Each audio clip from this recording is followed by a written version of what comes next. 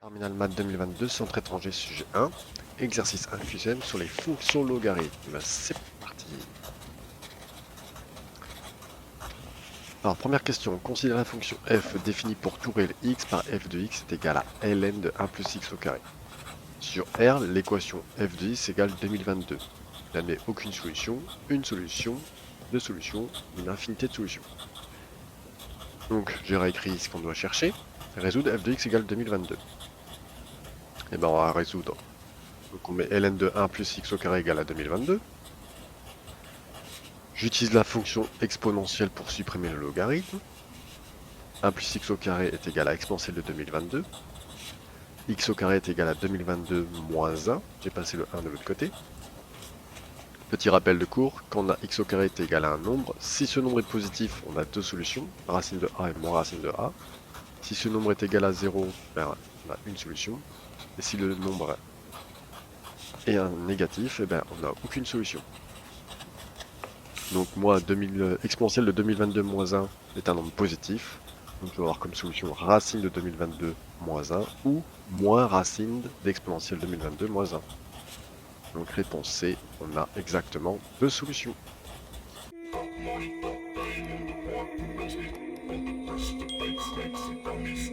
Deuxième question. Soit la fonction g est définie pour tout réel x strictement positif par g de x est égal à x ln de x moins x au carré. On note CG sa courbe représentative dans un repère de plan. Donc la fonction g est convexe sur 0 plus l'infini. La fonction g est concave sur 0 plus l'infini. La fonction CG admet exactement un point d'inflexion sur 0 plus l'infini. La courbe CG admet exactement 2 points d'inflexion sur 0 plus l'infini. Donc on va faire l'étude de la convexité de la fonction g. Donc première étape, on dérive. Donc là, attention, on voit qu'on a u fois v. Donc je rappelle la formule, u fois v est égal à u' v plus v' u.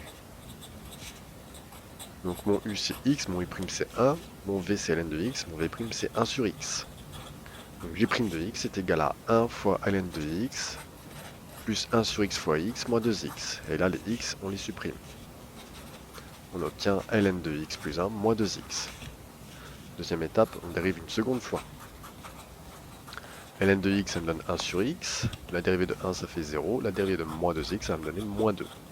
J'ai mis sur un dénominateur, donc 1 moins 2x sur x. Troisième étape, on fait l'étude de la convexité de g. Donc on va d'abord résoudre g seconde de x égale 0. Donc 1 moins 2x égale 0, donc x égale 1 demi. Valeur interdite, x égale 0. C'est mon dénominateur, la valeur interdite. Je fais mon tableau. Donc je fais le signe de g seconde sur 0 plus l'infini, j'ai ma racine en 1 demi. 0. Pourquoi j'ai commencé par plus? Parce que g seconde a x négatif, moins 2x. Donc on commence toujours par signe contraire de x, et après 0, même signe de x. Si on ne connaît plus la règle, on prend une valeur simple comprise entre 0 et 1,5, par exemple un quart, et on va trouver un nombre positif. Et si on remplace ici par exemple 1, 1 moins 2 fois 1, moins 2 fois 1 ça fait moins 2, 1 moins 2 ça fait bien quelque chose de négatif puisque cela fait moins 1. Variation de g', donc quand ma dérivée seconde est positive, ma variation est croissante sur la dérivée sur g', et quand elle est négative, décroissante. Et ensuite je fais la convexité de g. Donc je vais avoir deux zones. Quand je suis positif, quand ma dérivée seconde est positive, ma fonction est convexe. Quand ma dérivée seconde est négative, ma fonction est concave. Donc g seconde change de signe et g' change de variation. Donc il y a un point d'inflexion. Ici j'ai un changement de signe et un changement de variation. Donc il y a un point d'inflexion en abscisse 1 demi. Et du coup ce sera la réponse C. J'ai exactement un point d'inflexion.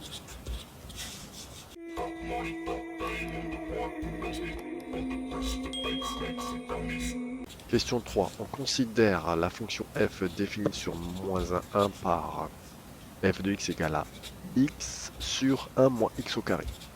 Donc on cherche la primitive de la fonction petite f qui s'appellera g. Donc primitive grand f, et ici grand f, ça se rappellera petit g. Donc, petit f est de la forme u' sur u, donc la primitive de u' sur u, c'est ln de valeur absolue de u. Ok, bah je vais voir. U de x, c'est 1 moins x au carré, puisque f est de la forme u' sur u. Donc ma dérivée, donc je dérive mon u de x et je trouve moins 2x. Or, si on observe, ici, j'ai pas moins 2x. Nous, on a u' égale à x, d'après la fonction f de x. Donc on doit d'abord modifier la fonction f pour faire apparaître le bon u' sur u. Donc, ce qu'on fait, c'est on écarte le x, je l'ai écarté ici, je le divise par la dérivée que j'ai trouvée en calculant, fois je remultiplie par la dérivée que j'ai trouvée, divisé par ce qui me reste de la fonction. 1 moins sur x carré. 1 moins x carré. Je simplifie ça. X sur moins 2x, ça donne moins 1 demi. Ici, j'ai ma forme u' sur u. Quand je vais faire la primitive, je vais garder ce coefficient. Je vais le garder devant ma primitive. Moins 1 demi fois la primitive de u' sur u, ln de u. Donc ln de 1 moins x au carré.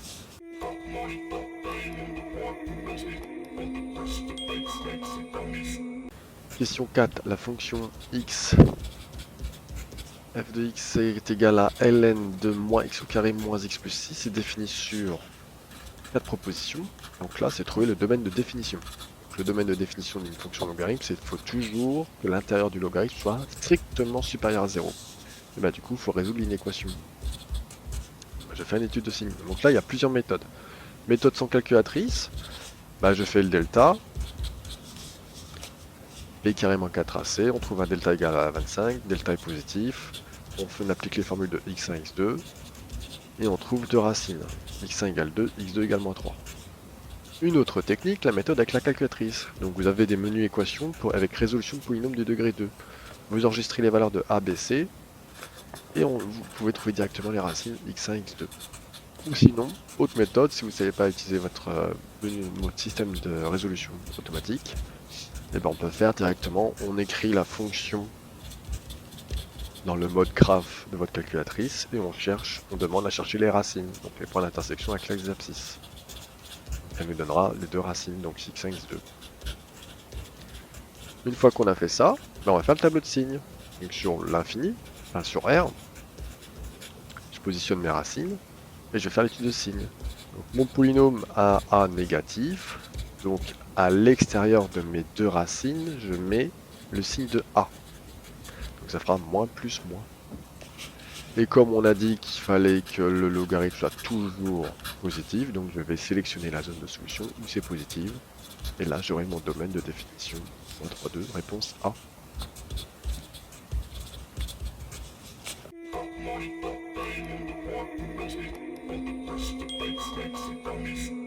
Question 5, on considère la fonction f définie sur 0,5 plus l'infini par f de x égale x au carré moins 4x plus 3 facteur de ln de 2x moins 1. Il faut trouver l'équation de la tangente au point d'abscisse 1.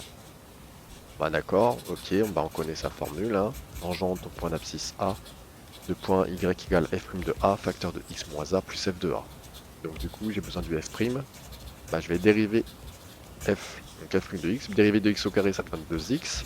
Dérivée de moins 4x ça donne moins 4. La dérivée de 3ln de u, bah, ce sera 3 fois u' sur u. Donc u' c'est la dérivée de 2x moins 1. Dérivée de 2x moins 1 ça me donne 2.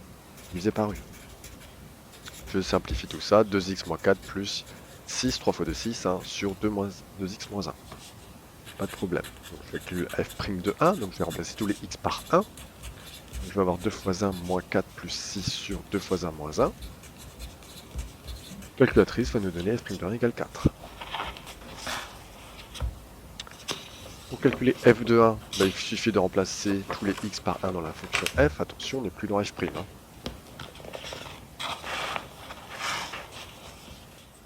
Donc f de 1 sera égal à 1 au carré, moins 4 fois 1, plus 3 ln de 2 fois 1 moins 1. Du coup, je vais avoir 1 moins 4 plus 3 ln de 1. ln de 1, vous savez que ça fait 0. Hein. 3 fois 0, 0. Du coup, il me reste 1 moins 4. f de 1 est égal à moins 3. Ensuite, je vais remplacer mais a par des 1, donc y égale f' de 1 facteur de x moins 1 plus f de 1. F' de 1, on a trouvé 4, f de 1, on a trouvé moins 3. Ok, je réécris ça, je vais remplacer. Je développe mon 4, ça fait 4x moins 4 moins 3, ce qui me donne 4x moins 7. Du coup, réponse A pour la tangente.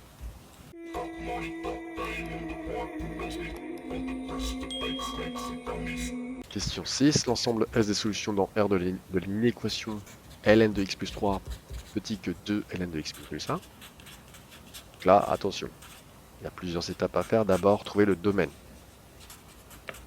C'est pas parce que c'est marqué R, c'est simple. Donc x plus 3 plus grand que 0, donc x supérieur à moins 3. J'écris le petit domaine. J'aime bien faire un axe, je mets mon moins 3. Et je dois être plus grand que moins 3, donc je dois être à droite. Et attention, crochet en dehors des hachures. X plus 1 supérieur à 0, x supérieur à moins 1, pareil. 1, et je regarde à droite. Et ensuite, on choisit le plus petit des domaines. Donc ici, le plus petit des domaines, ben, c'est là où ça commence à moins 1. Donc, mon domaine de travail, ce sera moins 1 plus l'infini. Et maintenant, on peut résoudre. Donc on résout ln de x plus 3 plus petit que 2 ln de x plus 1. Donc je vais d'abord gérer le 2. Le 2, j'ai repassé en puissance avec la propriété n ln de a est égal à ln de a puissance n. Une fois que j'ai libéré ce 2, ben, j'ai des logarithmes, je peux les supprimer. Donc j'écris que ce qu'il y a dans les parenthèses. Ensuite, on va utiliser les identités remarquables. Hein. On les connaît. Hein. A plus B, le tout au carré, ça fait A carré plus 2AB plus B carré. Hein. Donc ici, je vais avoir x au carré plus 2 fois x fois 1, donc, qui me donne 2x, plus 1 au carré qui me donne 1. X plus 3 moins, du coup je mets tout à gauche. Donc x plus 3, le x carré devient moins x carré, le plus 2x devient moins 2x et le plus 1 devient moins 1. X 0. On peut faire la méthode calculatrice, on trouve les deux racines. x1 égale 1, x2 égale moins 2. Tableau de signes. Attention, le tableau de signes il se fait entre moins 1 et plus l'infini. Hein. Je positionne ma seule racine, du coup c'est 1, puisque moins 2 n'est pas dans mon domaine de travail. Je positionne mon polynôme. Donc signe de A à l'extérieur de mes racines, donc l'extérieur c'est ici, hein. Moins, du coup là j'ai plus. Donc la solution ce sera 1 plus l'infini. Puisqu'on te demandait quand est-ce que c'était négatif. Donc la réponse B. Voilà, une bonne révision sur les logarithmes, ça peut être sympa pour préparer un contrôle ou le bac.